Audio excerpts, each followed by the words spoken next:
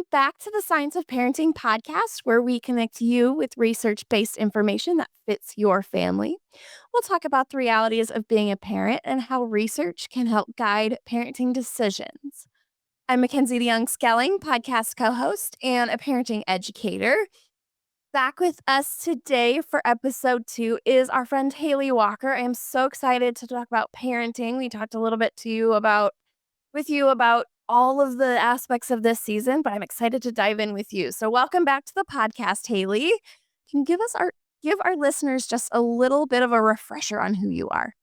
Yeah, hi. I am Haley Walker, again, a parenting educator, and now a mom of three. We have a 10-year-old son, a 7-year-old daughter, and now we have a 4-month-old baby girl. And we're just right in the thick of that adjustment phase, learning how to balance our newborn life with the needs of two very busy older kiddos. I am so excited to talk to you about parenting this age. Um, we've talked a little bit since you've been back about how things have been, but I'm excited to jump in. And to be completely honest, because I know you so well, I have overthought how we are going to talk about this in a million different ways. Do we start with a definition? Do we do this? Do we do that? And I have to just stop myself, stop overthinking it, and just dive in. And really, I just want to ask you the question, what does it look like to parent a newborn? It's a good one. Um, parenting a newborn is so much. It's Mhm. that wild mix of things, the exhaustion, the love, the the learning as we go, all of the firsts that we're experiencing. It's really just figuring out a whole new person Sure. and, what they like and what they don't like and what each of their cries mean. So it's a lot. It's overwhelming at times. But then, they fall asleep on your chest and they kind of give you one of those little sleepy smiles and your heart just melts. So it's messy, of course. It's really beautiful and it's just life changing for sure. Oh, I love hearing just all of your insights on your first few months with a new little baby in your house, and I appreciate your realness in talking about it.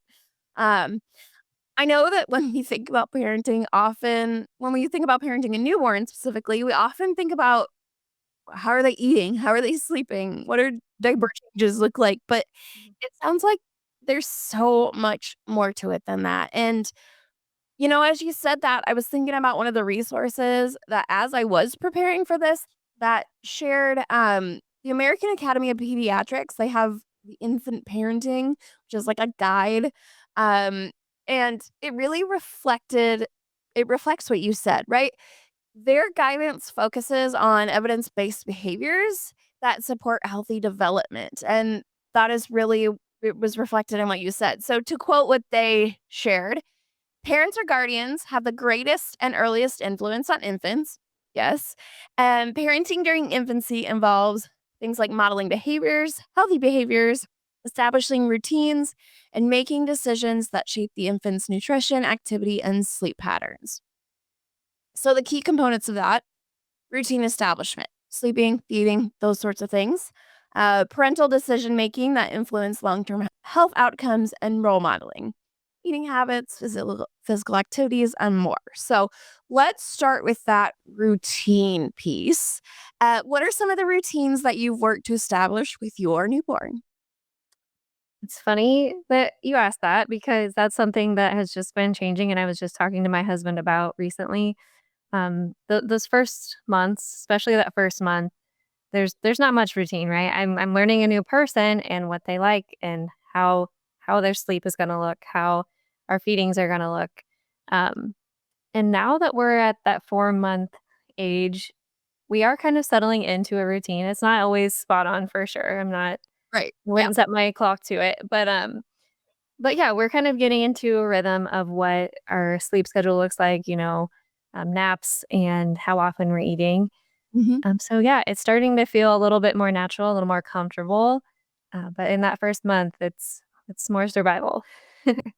Sure. But you started to get to know her and know her patterns and establish that routine around, what works best for her. Mhm. Um, Kind of a side note, as you were saying that maybe you don't set a clock for it. I know when Mackenzie Johnson was talking about her youngest, she would share that, like, she could set a clock with him. Like, he would be hungry 3 hours on the mark. So, it depends on the kiddo, right? Like, Mhm. that you're working to establish those routines that work specifically for them. Yep, Uh, and, I did mention, okay, maybe maybe there are lots of aspects of parenting an infant, but there's a little bit about the eat, sleep, and poop, right? Kind of for comes sure. in our routines.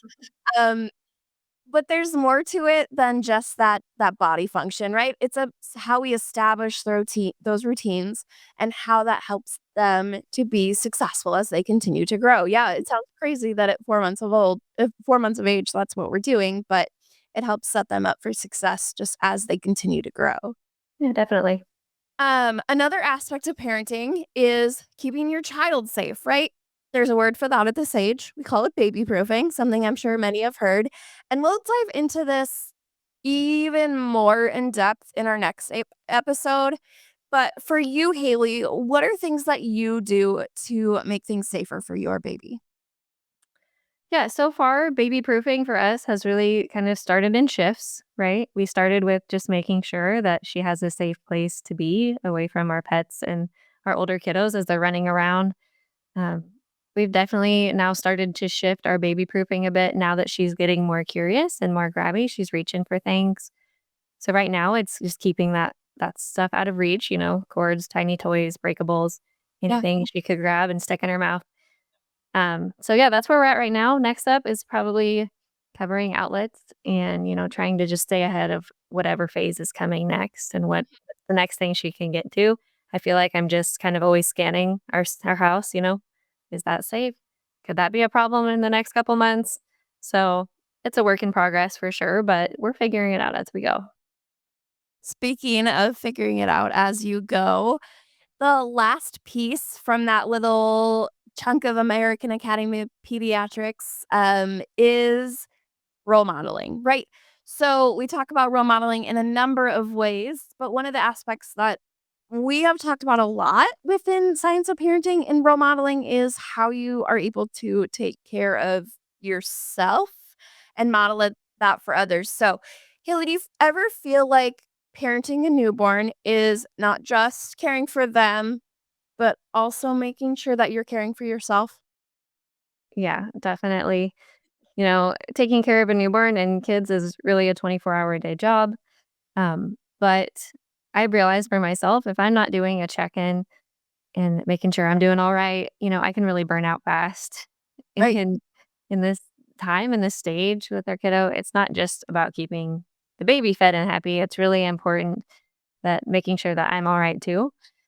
Um, and that might even just be little things that I can do throughout the day, right? Taking a hot shower, stepping outside and sitting on the porch for a breath of fresh air. That can really make a big difference in my day. So Yeah. sometimes it's easy to forget, which seems crazy because it's ourself, right? Right. Um, but but yeah, that's something that is really important because I can't take care of her as well as I'd like to if I'm not taking care of myself. Absolutely. And I want to pause to reiterate that idea, right? New parents, it's not just okay or a luxury to take care of yourself, but it's actually really important and necessary. Like Haley said, you're better able to care for that new baby and your other kids better if you are taking care of yourself. So, don't want to harp on that too long, but just wanted to make that point that we do see that especially among our new moms that you forget to take care of yourselves and it does end up in burnout like you said. So, just wanted to make that point for our listeners. It's very important. So let's move on to another aspect of parenting a newborn that many parents experience, not all of them, but many do. And that is parenting a newborn and adjusting when you already have older kids in the house, right? So not all newborns are only children. With that, let's transition right into a conversation on transitions. Yeah, I know that was kind of cheesy, but um, it was the best way I could transition into transitions. So, what, Haley, does it look like for you to bring home newborn when you already have kids, and how are you supporting everyone's emotional and developmental needs in this process? There is so much going on with this transition that I'm not even sure where to start with that. Okay, so I said a lot, and that was heavy. I'm sorry. So let's shift how we're doing this. Um, you're right. That was a lot. So what if I just pull out the research and then you can see if it reflects with your situation? Yes, please. I love the research. Let's do that. So let's start with the arrival of a new sibling is considered a major life transition for children. So, according to the American Academy of Pediatrics, again, it can bring a mix of excitement, curiosity, and also confusion or jealousy, especially in the first few months. Yeah, that sounds very familiar right now. That first month, I would say, yeah, probably about a month was just full of excitement and curiosity, all that buildup throughout the pregnancy to where we have a newborn to bring home. Um, it also happened to be the first days of summer vacation for my older kiddos, so our schedules and our routines really just got flipped upside down. Um, but after about a month, I did notice that new excitement. I hate to say wearing off, but wearing off a little bit and notice some jealousy, especially from our 7-year-old, the previous baby. She's a very independent young lady. She likes to do her own thing, but since we brought baby sister home, she has, wanted to be in my lap a little bit more often and just needing a little extra attention from mom.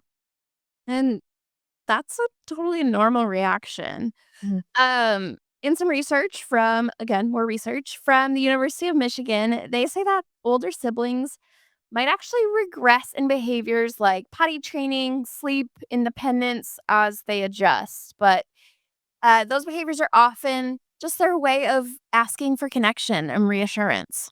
Yeah, totally. And, I was just super proud of her for communicating those feelings to me. So we could connect and I could reassure her.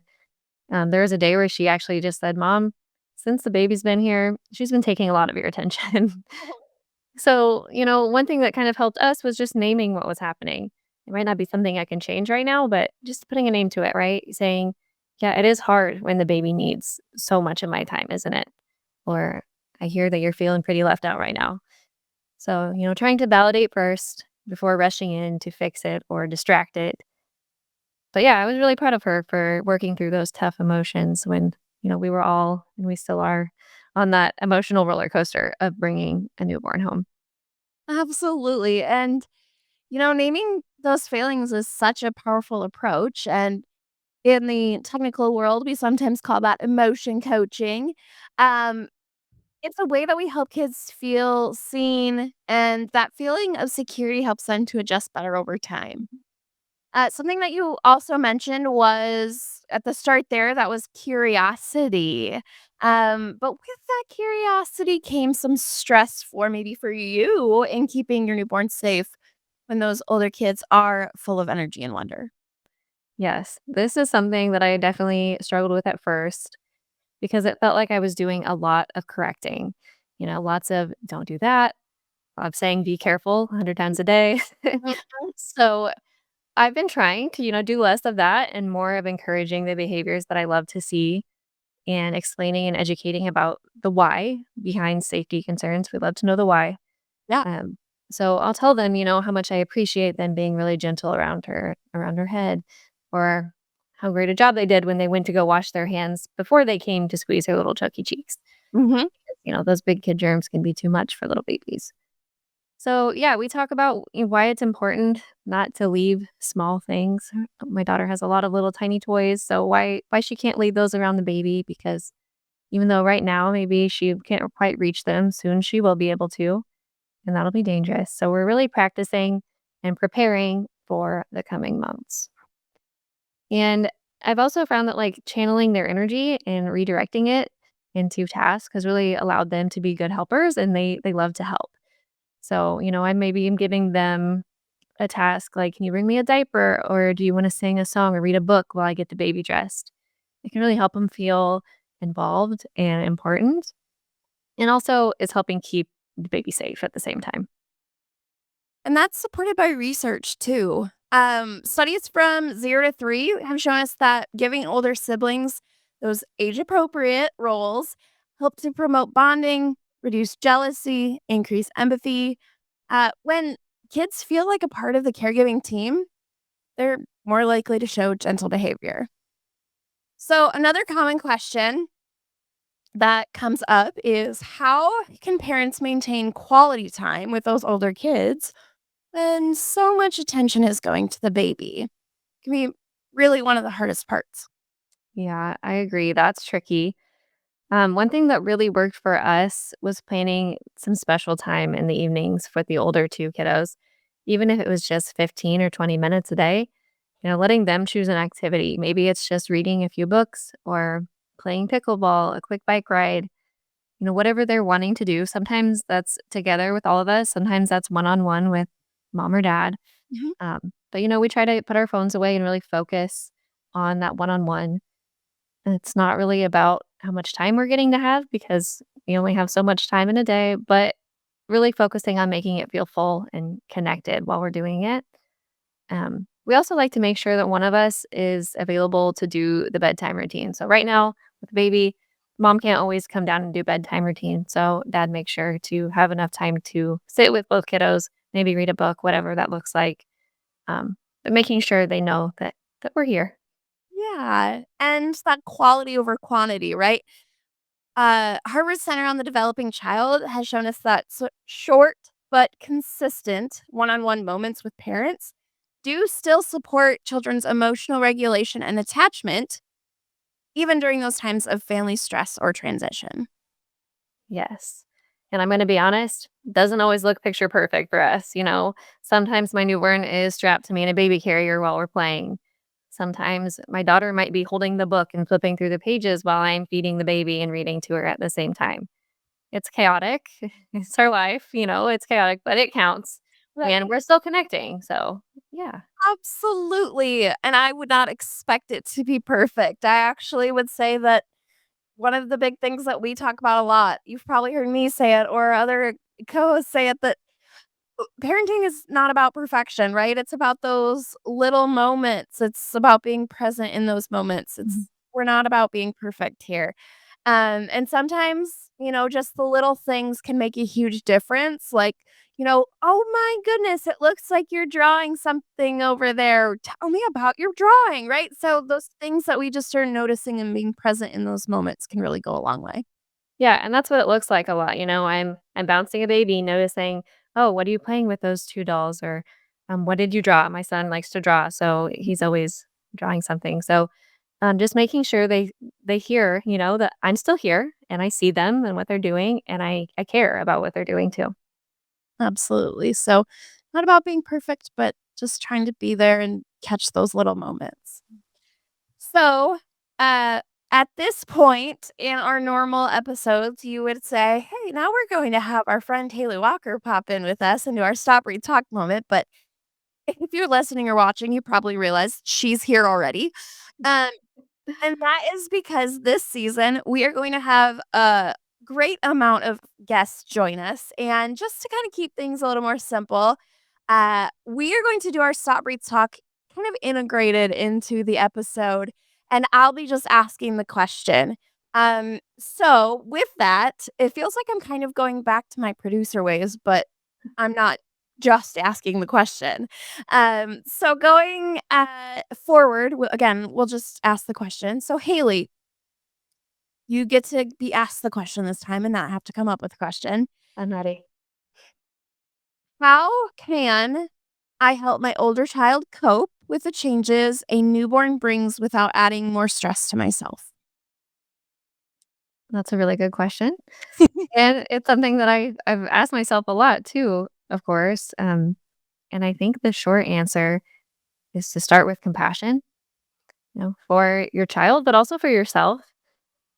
Big transitions don't always require big solutions, right? They require us being consistent and connecting and giving ourselves some grace. So, um, a few practical ideas on how to do that would just be setting up some simple routines, something your older kiddos can count on, like maybe a book before bed or a walk after dinner, Yeah. something they can look forward to, a time that they know they're going to get to connect with mom or dad or whoever.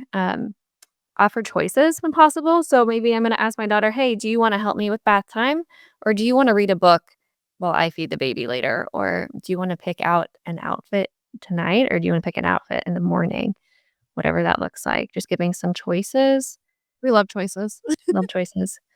And most importantly, I think would be to give yourself permission to just let some things go.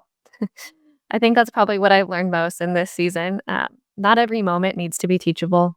Sometimes, just being there is going to be enough. I love that. Not every moment needs to be teachable. Just it's gonna be okay. Mhm. Um, Another thing to keep in mind is that it's okay if that adjustment does take time. It's not gonna happen overnight. We're learning a new rhythm as a family. Everybody's roles are shifting, and guess what? That's normal. It's part of growing together. Um, so in summary, let's kind of wrap things up here. Let's recap a few of our takeaways today. Going back to parenting in newborn, the key components include routine establishment, things like eating, sleeping, feeding, those sorts of things. But it also includes parental decision making that influences long term health outcomes and role modeling. So, those eating habits, physical activity, caring for ourselves, being good role models. Uh, the arrival of a new sibling is a big transition for everybody, and our older kids might need extra reassurance, attention, and safe ways to connect with the baby. But those small, consistent moments of connection help your older child feel secure and valued. And then lastly, you don't have to do it all at once. You're growing a family, you're not building a machine. I love that. This time can be so challenging, but it's also really beautiful. And we're helping our children learn about love and patience and family. And that does not come from being perfect. I know we've said that a few times, but it comes from showing up honestly and just being real.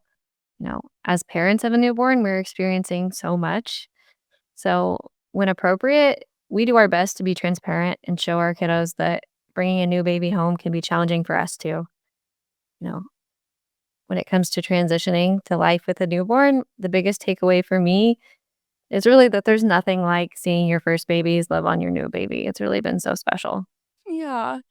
Oh goodness, just you said that and it just touches my heart as you talk about your kiddos and this new time in your life. So thank you, Haley, for being here with us today and really sharing that real life wisdom that you're going through it and you're experiencing and learning alongside our listeners. So thank you also to our listeners. Speaking of the listeners, for being here with us on the science of parenting.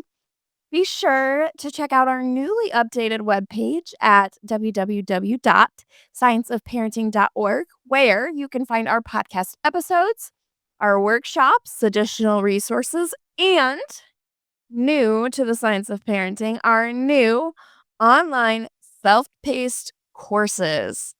They're really neat. So be sure to check those out. So exciting. And as always, come along as we tackle the ups and downs, the ins and the outs, in the research and reality all around the science of parenting. The Science of Parenting is a research-based education program hosted by Mackenzie DeYoung-Schelling, produced and edited by Brock Bierman, with contributions from Barbara Dunn Swanson, Dr. Connie Beecher, Haley Walker, and Morgan Noel. Send in questions and comments to parenting@iastate.edu and connect with us on Facebook. This program is brought to you by Iowa State University Extension and Outreach.